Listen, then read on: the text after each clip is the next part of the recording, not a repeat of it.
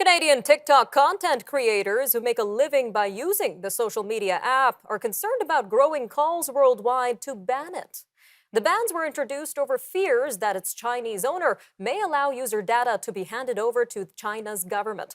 Lawmakers from Canada, the US, and many other countries have banned the app from government devices. Vancouver TikTok creator Sonia Ong has 9.2 million followers on the video hosting service and says the app's reach is unparalleled. Stand-up comedian and actor Darcy Michael says if governments ban one app, then they should ban them all.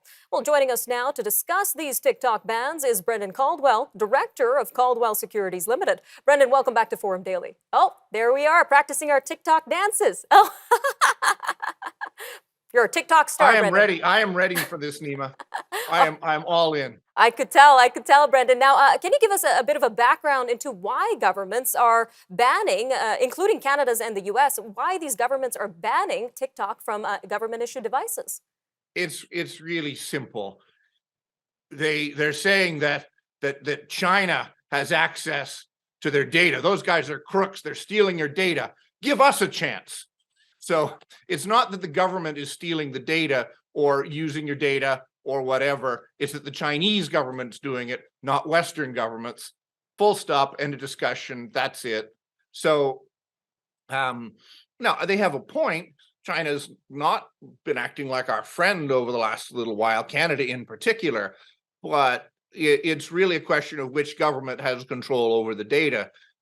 You've seen suggestions to solve the problem is just simply sell TikTok, or I think it's a subsidiary is called ByteDance, to an American company, and then it'll all be fine. So it's not the app in specific or how young or old the users are, but who has access to the data. And Western governments aren't terribly comfortable with the Chinese government having a right of first refusal, if you will.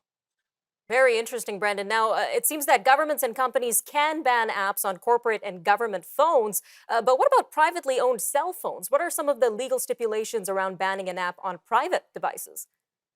It's a stretch. I mean, yeah, if you own the device as a company, as a government, you get to decide what goes on your device that you own, or if it's on your network, you get to decide what goes on your network. But banning particular social media outlets is really something that totalitarian governments actually do. Now, I'm not on any social media at all, not even LinkedIn, not on any social media, I should say, except Ancestry, because I'm closer to their age than I am to most social media users' age.